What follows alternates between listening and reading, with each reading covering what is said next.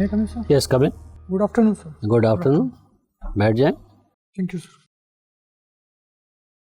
आपने वैक्सीन लिया हुआ है? जी. मास्क खोल दें. अपना संक्षिप्त परिचय दें हमें. मेरा नाम सत्यम चतुर्वेदी है.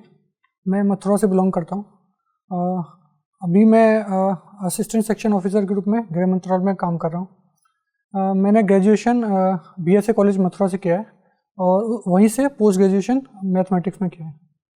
अच्छा, इसके पहले आप बैंक पे भी थे? जी. किस बैंक में थे आप? मैं आंध्रा बैंक में था सर.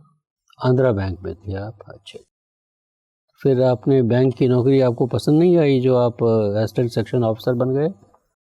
नहीं सर, एक्चुअली मेरा शुरू से उद्देश्य सिविल सर्विसेज की तैयारी करना ही था. तैयारी करते करते मैंने बैंक का भी एग्ज़ाम दिया था जब मैंने ग्रेजुएशन कंप्लीट किया था. तो लकीली मेरा सिलेक्शन हो गया था. तो मैंने वो अपॉर्चुनिटी मिस ना करते हुए जाने का.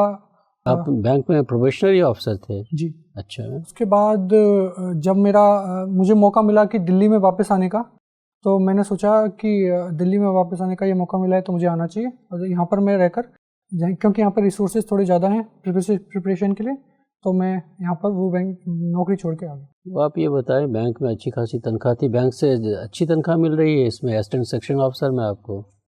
बैंक की उस टाइम तनख्वाह जो थी वो कम थी सर. चलिए कोई बात नहीं है. बैंक में आप रहे हैं तो एक दो टर्म्स का मतलब हमें समझा दीजिए. ये शेल कंपनी किसे कहते हैं? शेल कंपनीज स्यूडो कंपनीज होती हैं सर, जो कोई कंपनी जो इलीगल ट्रांजैक्शन कर रही है वो शेल कंपनीज के नाम से कोई कंपनी खोलती है. ठीक है, समझ गया बात आपकी. NPA क्या होता है? NPA नॉन परफॉर्मिंग एसेट होता है सर. क्यों NPA कहा जाता है? कब बन जाता है NPA? अगर किसी लोन पर ओवरड्यू 90 डेज से ज़्यादा हो जाता है तो वो NPA बन जाता है. और स्ट्रेस्ड एसेट क्या होता है? अगर वो NPA लगातार बना रहे काफ़ी टाइम तक तो वो स्ट्रेस्ड एसेट हो जाता है. आप गृह मंत्रालय में भी काम कर रहे हैं, क्या कार्य कर रहे हैं आप वहाँ? बेसिकली मेरा काम नोटिंग, ड्राफ्टिंग, फाइल्स को पुटअप करना, मीटिंग्स को कन्वीन कराना और कोई भी इशू आता है तो उस पर रूल्स क्या हैं गृह मंत्रालय के, वो हायर अथॉरिटीज़ को अवगत कराना. तो आपके मंत्रालय में कंप्यूटराइजेशन हो गया? File movement through digital media होता है या ऐसे ही जाता है फाइल मूवमेंट? मोस्टली CSS में E-ऑफिस चालू हो गया है, लेकिन मैं फॉरेनर्स डिवीज़न में हूँ गृह मंत्रालय के, जो कि थोड़ा सा कॉन्फिडेंशियल डिवीज़न है, तो इसलिए वहाँ पर फिजिकल मूवमेंट ही होता है. ये बताइए, आप यूपी में जाना चाह रहे हैं, वरीयता में आपने दिया होगा SDM का फर्स्ट जी, और फिर डिप्टी SP का दिया है आपने. सेकंड मैंने सर ARTO और उसके बाद पुलिस से ऐसी क्या ये परेशानी है आपको? मुझे जो लगता है मेरा व्यक्तित्व जो ऐसा है, वो पुलिस में जाने, ऐसा नहीं है कि मैं जा नहीं सकता, अगर मुझे मौका मिलेगा तो मैं ज़रूर जाऊंगा, लेकिन उसके ऊपर मेरी वरीयताएं दूसरी हैं. मेरा थोड़ा सा शहर के प्रति ज़्यादा लगाव है और मैं वहाँ पर काम करना चाहता हूँ. लेकिन जो सारी परेशानियाँ हैं यूपी में वो तो ग्रामीण क्षेत्रों में ही है परेशानियाँ. आप अपना कन्वीनियंस देखिएगा कि सामाजिक दायित्व का निर्वाह करेंगे आप? सर, परीक्षा अगर कराई जा रही है और फिर हम जो उसमें देते हैं, उसके बाद रिजल्ट्स के अनुसार आयोग ने हमें मौका दिया है कि हम जो पोस्ट हैं वो अपने अनुसार भरें. और आपने SDM भर दिया है, ठीक है, मुझे कुछ नहीं कहना है. आप ईस्टर्न यूपी के किसी रिमोट विलेज के आप SDM बनते हैं तो शहरी क्षेत्र तो होगा नहीं, वो वहाँ तो आपको तकलीफ हो जाएगी. फिर तकलीफ नहीं होगी सर, बस मेरी वरीयता ऊपर है पोस्ट बनने में, तकलीफ मुझे नहीं होगी. मैं वहाँ भी अपना दायित्व पूरी जिम्मेदारी से करूँगा. ठीक. सत्यम जी, ट्रैवलिंग आपकी है, हॉबी है जी. कहाँ कहाँ घूमा है आपने? मैं जब हिमाचल में था तब मैं हिमाचल का एरिया, पहाड़ों का एरिया घूमा था. अभी मैं दिल्ली आया हूँ तो मैं प्लेन्स में थोड़ा सा घूमने का ट्राई करता हूँ जब मुझे वीकेंड्स में टाइम मिलता है सर. लिस्ट बनाई जाए तो काफ़ी जगह हैं जहाँ मैं घूमा हूँ. मनाली, धर्मशाला, नैनीताल, लखनऊ, प्रयागराज, अयोध्या, जयपुर, तो एटसेट्रा वगैरह. काफ़ी घूमे। काफ़ी घूमे हैं, चलिए ठीक है। दिल्ली में क्या क्या घूमे हैं? दिल्ली में मोस्टली अभी मैं कुछ दिन पहले प्रधानमंत्री संग्रहालय जो नया खुला है वहाँ गया था। उसके पहले दिल्ली, जब मैं मथुरा से बिलोंग करता हूँ तो दिल्ली पास ही पड़ता है, तो कोई भी एग्ज़ाम होता था तो मैं दिल्ली आता था, तो कुछ ना कुछ घूम कर जाता था। क्या क्या घूमा? लोधी गार्डन मैंने देखा है। लाल किला देखा? लाल किला मुझे देखने का अवसर नहीं मिला था क्योंकि मैं कोरोना में। हुमायूं टॉम देखा? हुमायूं टॉम नहीं देखा सर। पुराना किला देखा? पुराना किला देखा है सर। कुतुब कॉम्प्लेक्स देखा? कुतुब कॉम्प्लेक्स देखा है सर। चलिए ठीक है। कुतुब कॉम्प्लेक्स में कुव्वतुल इस्लाम मॉस्क जी। किस किस के योगदान से बन पाया था? कुतुब इस्लाम मॉस्क कुतुबुद्दीन ऐबक ने बनाना स्टार्ट किया था और बाद में उसको इल्तुतमिश ने कंप्लीट कराया था, जिसमें मुझे पता ठीक है। उसके बाद बलबन का कुछ योगदान रहा होगा, मुझे इसमें जानकारी नहीं है सर। जानकारी नहीं है। अलाउद्दीन ने कुछ काम करवाया था? अलाउद्दीन ने उसके सामने एक दरवाज़ा बनवाया था सर, इतना अलाई दरवाज़ा। अच्छा, अलाउद्दीन ने कुव्वतुल इस्लाम मॉस्क में कोई कंस्ट्रक्शन नहीं किया? मुझे इसकी जानकारी नहीं है सर। अच्छा, जानकारी नहीं है। मथुरा में अगर मैं ट्रैवल करना चाहूँ कहाँ कहाँ कर सकता हूँ? मथुरा में डिफरेंट पर्सपेक्टिव्स हैं घूमने के लिए। अगर आपको हिस्टोरिकल प्लेसेस जाना है तो आप कंस किला जा सकते हैं, श्री कृष्ण जन्म स्थान जा सकते हैं, म्यूज़ियम जा सकते हैं। मथुरा में म्यूज़ियम है एक।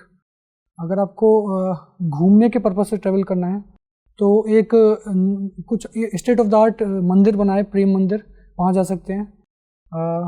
मथुरा में वृंदावन में वो?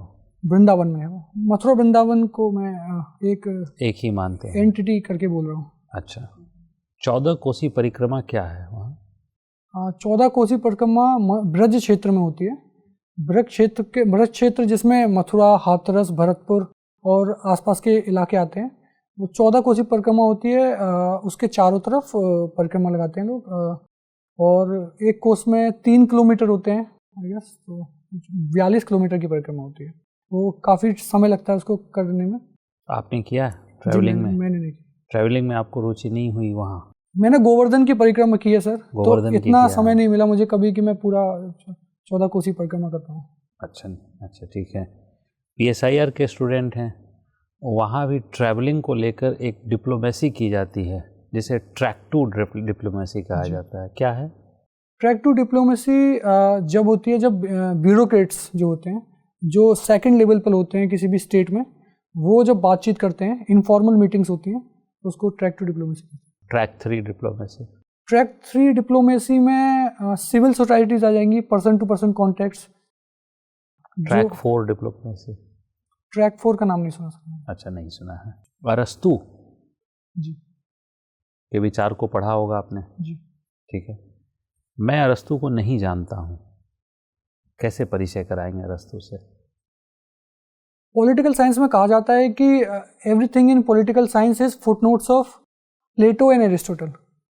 तो एरिस्टोटल फादर नहीं है पॉलिटिकल साइंस के, लेकिन फादर की उपाधि से कम भी नहीं उनको माना जा सकता। प्लेटो ने अगर आइडियलिज्म की बात की है तो एरिस्टोटल बात करते हैं गोल्डन मीन की, जो कि कंटेम्प्रेरी टाइम में काफ़ी रेलेवेंस है उसका। Golden mean. इसके अलावा और अरस्तु क्यों अभी प्रासंगिक हैं? एरिस्टोटल ने थ्योरीज दी थी कई, उसमें थ्योरी ऑफ स्टेट था, थ्योरी ऑफ सिटीजनशिप था। उन्होंने प्लेटो जो कि फादर हैं पॉलिटिकल साइंस के, उनको क्रिटिसाइज़ किया था, साथ ही साथ उनके विचारों को मॉडिफाई करके रेलेवेंट किया था। सप्तांग सिद्धांत क्या है? सप्तांग सिद्धांत कौटिल्य ने दिया था। ये 7 अंग होते हैं स्टेट के, जिसमें सबसे पहले राजा होता है, फिर अमात्य होता है, उसके बाद दुर्ग होता है, जनपद होता है, बल होता है, कोश होता है और मित्र होता है। ये जैसे स्टेट के, जैसे शरीर के 7 मुख्य अंग होते हैं, ऐसे ही ये स्टेट के 7 मुख्य अंग होते हैं। थैंक यू सत्यम। सत्यम। ये बताइए कि भारत में इस वक्त बहुत यूनियन टेरिटरीज हैं जो स्टेटहुड की डिमांड कर रही हैं। क्यों कर रही हैं ये स्टेटहुड की डिमांड, और यूनियन क्यों नहीं एक्सीड कर रहा है इस डिमांड को? स्टेटहुड की डिमांड, जब यूटी स्टेट बन जाएगी तो उनके पास कुछ विशेष शक्तियाँ आ जाती हैं, जैसे कि law and order, police, land की पावर। क्यों कर रही हैं? क्योंकि उन्हें लगता है कि उनका विकास उस प्रकार से नहीं हो पा रहा है जिस प्रकार से होना चाहिए। सेंटर इसलिए नहीं मानता है क्योंकि कुछ यूटीज जो होती हैं वो स्ट्रेटेजिकली लोकेटेड होती हैं और उनकी पॉपुलेशन कभी कभार इतनी नहीं होती है कि उनको पूरा स्टेट का दर्जा दिया जाए। वहाँ पर खर्चे बढ़ेंगे और सेंटर का मानना है कि हम अपनी तरफ से पूरा कर रहे हैं कि यूटी का विकास हो पाए। बाकी ये डिमांड्स हैं। पौंडीचेरी की तरफ से ये डिमांड उठ रही है। पौंडीचेरी इतना स्ट्रैटेजिक नहीं है जितना दिल्ली या चंडीगढ़ है, ना या अंडमान है, और ना इतनी कम जनसंख्या है कि हम बात ना मान पाएँ। तो यहाँ पे हम क्यों नहीं मान रहे हैं, या सेंट्रल गवर्नमेंट क्यों नहीं मान रही है? पौंडीचेरी में इसका मुझे पता नहीं, आइडिया नहीं है। चलिए कोई बात नहीं। ये बताइए कि ग्लोबल जेंडर गैप इंडेक्स अभी जो रिलीज हुआ उसमें भारत की क्या रैंक है? ग्लोबल जेंडर गैप इंडेक्स में भारत की रैंक अभी 135 आउट ऑफ 136 है। ठीक है। क्यों भारत की रैंक इतनी नीचे आई है? क्यों हम अपनी महिलाओं को लेके वो स्थान नहीं दे पा रहे हैं जिसकी वजह से इतना जेंडर गैप आ रहा है? भारत की बड़ी पॉपुलेशन एक समस्या है, शिक्षा की कमी, महिलाओं को पैट्रियार्कल सोसाइटी है, महिलाओं को इतने अवसर नहीं मिल पाते जितने मिलने चाहिए, और महिलाओं के स्वास्थ्य पर ध्यान नहीं दिया जाता। लेकिन सरकार कई योजनाएं चला रही है जिससे धीरे धीरे बढ़ोतरी हो रही है और हम लगातार गिरते जा रहे हैं in fact global gender gap index में। Ma'am I think last year 140 rank थी, इस बार 135। इस बार कंट्रीज जिनकी रैंकिंग हुई है वो भी तो टोटल कंट्रीज के कॉन्टेक्स्ट में तो रैंक खराब हुई है। हमारी जो रैंकिंग है वो जरूर गिरी है, लेकिन जो पॉइंट्स थे वो शायद बढ़े हैं, तो धीरे धीरे चलिए ठीक है। प्रायोरिटी सेक्टर लेंडिंग क्या होती है? कितना परसेंटेज इसमें दिया जाता है? प्राइवेट बैंक्स का और नेशनल बैंक्स में कितना कितना है, और कौन कौन से सेक्टर हैं जिसमें कवर किया जाता है? प्रायोरिटी सेक्टर लेंडिंग जो अनडिजर्व्ड एरिया हैं जहाँ पर लोन्स और बैंकिंग की सुविधा नहीं पहुँच पाई है, उन अंडरसर्व्ड एरियाज, ठीक है, हाँ, उनके लिए सरकार ने योजना बनाई थी।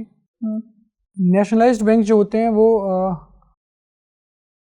परसेंटेज मुझे ध्यान नहीं आ रहा है मैडम, लेकिन एग्रीकल्चर क्षेत्र में जो वीकर सेक्शंस हैं वहाँ पर नहीं, मतलब बैंक अपने टोटल कैपेसिटी का एनडीटीएल का कुछ परसेंटेज देता है। कितना होता है वो नेशनल और कमर्शियल बैंक का? I can guess, take a guess. 22% I guess. चलिए कोई बात नहीं। 18% फॉर एग्रीकल्चर होता है, स्मॉल मार्जिनल फार्मर्स होते हैं उनके लिए अलग होता है, कुछ स्मॉल फार्मर्स होते हैं उनके लिए अलग होता है, लेकिन मुझे अभी डेटा ध्यान नहीं आ रहा है। चलिए ठीक है, धन्यवाद सर। तो आप मिनिस्ट्री ऑफ होम अफेयर्स में हैं जैसा आपने बताया, और आप डील करते हैं फाइल्स के साथ। एक कॉन्फिडेंशियल फाइल और एक सीक्रेट फाइल में क्या अंतर होता है? कॉन्फिडेंशियल फाइल लोअर ग्रेड की फाइल है सर। सीक्रेट फाइल जो फाइल मैटर करती है, जैसे सर्कुलर होता है सर, कोई सर्कुलर हम लोग इशू करते हैं तो वो हर जगह सर्कुलेट होता है, स्टेट्स में, यूटीज़ में, चीफ सेक्रेटरीज को, तो वो पब्लिक डोमेन में आ जाता है। लेकिन वो उनको बनाने का प्रक्रिया जो है वो कॉन्फिडेंशियल है, तो वो कॉन्फिडेंशियल माना जाता है, कहीं पर अपलोड नहीं किया जाता वेबसाइट पर, सिर्फ फॉरवर्ड किया जाता है। लेकिन सीक्रेट जो है वो किसी को भेजा नहीं जाता है, जो मेन पर्सन होगा सिर्फ उसी को भेजा जाएगा चाहे जिसको एड्रेस है वो। नोटिंग और ड्राफ्टिंग में क्या अंतर है? नोटिंग में जब जैसे कोई रिसिप्ट आती है हमारे पास, तो हम नोटिंग में उसके सारे फैक्ट्स, जो डेटा है उसके बारे में है, क्यों आई है, कैसे आई है, वो सब बताते हैं, और आगे का जो प्रपोजल है वो रखते हैं कि क्या किया जा सकता है। Draft is just a letter जो कोर्स ऑफ एक्शन बताता है कि ये एक्शन लिया जाना चाहिए। क्लासिफाइड फाइल क्या होता है? क्लासिफाइड फाइल्स सीक्रेट फाइल्स का एक पार्ट है सर। क्यों सीक्रेट से अलग मान के क्लासिफाइड लिस्ट में उसको दिया जाता है? क्लासिफाइड फाइल्स पर मुझे इतना पता नहीं सर। चलिए, इसी से रिलेटेड का अंतिम प्रश्न कि जब मान लीजिए किसी चीफ सेक्रेटरी, स्टेट की चीफ सेक्रेटरी से कोई लेटर आता है मिनिस्ट्री ऑफ होम अफेयर्स में और आपके पास आता है उसको पुटअप करने के लिए, और कोई किसी चीज़ पे रूलिंग मांगा गया हो, तो उस लेटर को फाइल के आप किधर रखेंगे? दाहिने साइड में रखेंगे या फाइल बाएं साइड में रखेंगे? और जो नोटिंग किस साइड में करेंगे आप? नोटिंग बाएं साइड पे होगी सर और लेटर दाहिनी साइड। दाहिने साइड में। जो नोटिंग बाएं साइड में रखेंगे उसको सीरियली नंबर्ड करेंगे, तो क्या लिखेंगे उसमें? सीरियल नंबर 1 ब्रैकेट में R लिखते हैं सर। और दाहिने साइड में क्या करेंगे? सीरियल नंबर 1 C लिखते हैं सर ब्रैकेट में। बहुत बहुत धन्यवाद, आपका इंटरव्यू समाप्त होता है, जा सकते हैं। Thank you so much sir, thank you.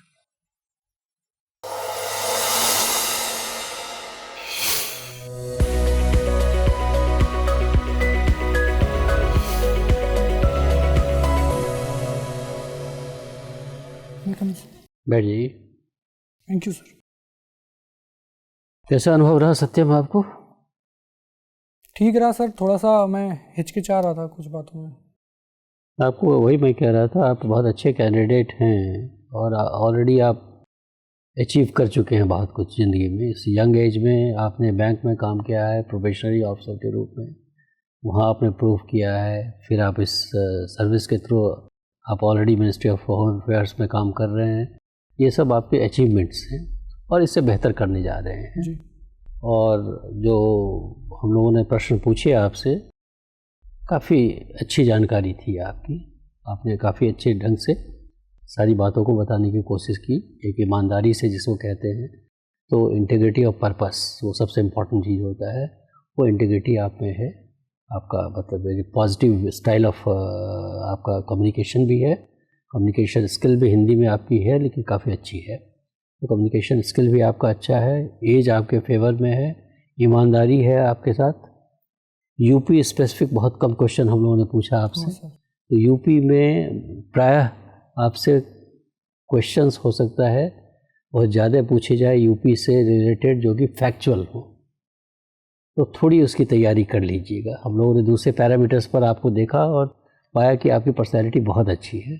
अब है कि मैटर ऑफ डिटेल्स में यूपी में खास करके आजकल जो काम यूपी सरकार द्वारा हो रही है, इंफ्रास्ट्रक्चर पर हो रहा हो या हेल्थ पे हो रहा हो या आपको एग्रीकल्चर पर हो रहा हो या सर्विस सेक्टर पर हो रहा हो, उसकी जानकारी ले लीजिए कि कौन कौन सी स्कीम चल रही है, उस स्कीम का प्रयोजन क्या है। इंफ्रास्ट्रक्चर में काफ़ी कुछ डेवलपमेंट हो रहा है, आपका रोडवेज़ हो, एयरवेज़ हो, वो देख लीजिए। बुलेट ट्रेन की बात चल रही है, उसका देख लीजिए। आप अपने डिपार्टमेंटल वर्क में अब जो भी काम कर रहे हैं आप अच्छा कर रहे हैं। हो सकता है राइट टू इन्फॉर्मेशन पे कुछ ना कुछ पूछा जाए, क्योंकि सरकारी सेवक हैं आप, तो आरटीआई कैसे लोग दे सकते हैं, कितना पैसा देना पड़ता है ये खरीदने के लिए आपका, तो और क्या क्या लेवल्स हैं डिस्पोजल के आरटीआई की, क्या क्या टाइम फ्रेम है उसके डिस्पोजल का, उसकी जानकारी थोड़ा आरटीआई चूँकि एक बहुत ही सूचना के अधिकार में एक इम्पॉर्टेंट चीज़ आता है, तो उसकी जानकारी रख लीजिए आप। इंटरनल आपका विजिलेंस कैसे काम करता है उसकी जानकारी रख लीजिए। आपका खास करके महिलाओं को से लेके आपका जो विशाखा गाइडलाइंस है उसकी जानकारी रख लीजिए कि वर्क प्लेस में कैसे उन लोगों को सुविधा मिली हुई है। ये मोटा मोटी हमें लगता है अगर इतनी जानकारी आप ले लेंगे तो अपने कार्य से जो रिलेटेड चीज़ है आपको जानकारी रहेगी। यूपी स्पेसिफिक मैंने बता ही दिया है, ठीक है ना। Wish you all the best. और आपको कुछ पूछना हो तो पूछिए। सर एक क्वेश्चन था, वो पुलिस वाला जो सवाल है, मैं उसमें फंस रहा हूँ कई बार, पुलिस सोच वाले नहीं पा रहा मैं उसका जवाब। पुलिस वाले सवाल में आपने तो वरीयता में कहीं दिया है उसको क्या? उसका लास्ट में मतलब दिया तो है सर, बाद में दिया लेकिन थोड़ा हाँ तो बाद में एक्चुअली दिया इंटरेस्ट नहीं है, लेकिन वो नहीं बोल सकता मैं। आप नहीं, आप सामान्यतया बोल रहे हैं कि पुलिस नहीं, बोलने की कोई हर्ज नहीं है।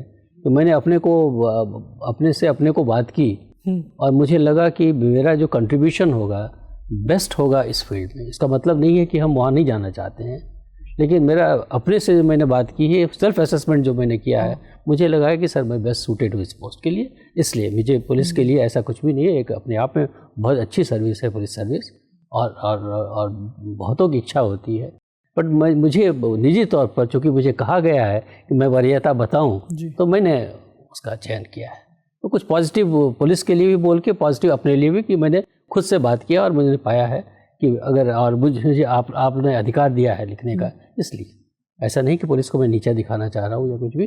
पुलिस की पोस्ट उतना ही महत्वपूर्ण है जितना कोई भी अन्य पोस्ट है, लेकिन मुझे लग रहा है कि अगर मुझे चॉइस दिया जाए तो मैं ये वरीयता दूंगा। उसको कोई क्वेश्चन नहीं पूछा जाएगा आपसे, बस ईमानदारी से जवाब देना। जी, ईमानदारी से दूंगा।